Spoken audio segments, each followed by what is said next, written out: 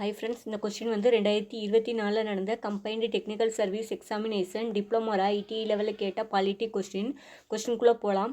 கீழே கொடுக்கப்பட்டுள்ள விவரங்களை பயன்படுத்தி பட்டியல் 1ஐ பட்டியல் 2உடன் பொருத்தி சரியான இணையை தேர்ந்தெடுக்க அப்படின்னு கொடுத்துருக்காங்க. பட்டியல் 1 அப்படின்ல கொடுத்துருக்கா ஆப்ஷன் ஏ இருக்கு இல்லையா, ஆளுநர் அப்படிங்கிறது. ஆளுநர் பற்றி குறிப்பிடக்கூடியது ஆர்டிக்கிள் 155. ஆக்சுவலாக ஆர்டிக்கிள் 155 அப்படிங்கிறது ஆளுநரோட நியமனம் பற்றி சொல்லும். அப்போ ஃபஸ்ட்டு ஸ்டேட்மெண்ட்டுக்கு 3 அப்படிங்கிறது கரெக்டு. இப்போ option C, option D, 2 option இருக்குது. அடுத்து பார்ப்போம். செகண்ட் ஸ்டேட்மெண்ட்டில் இருக்க அமைச்சர்கள் குழு இருக்கு இல்லையா, அமைச்சர்கள் குழுவை பற்றி சொல்லக்கூடியது ஆர்டிக்கிள் 163 அப்படிங்கிறது அமைச்சர்கள் குழு பற்றி சொல்லும். அப்போ செகண்ட் ஸ்டேட்மெண்ட்டுக்கு 4 அப்படிங்கிறது கரெக்டு.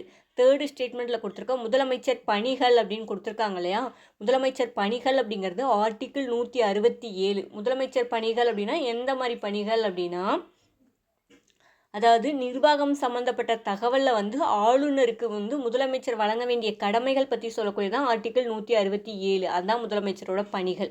அப்போ தேர்டு ஸ்டேட்மெண்ட் அப்படிங்கிறதுக்கு 1 அப்படிங்கிறது கரெக்டு.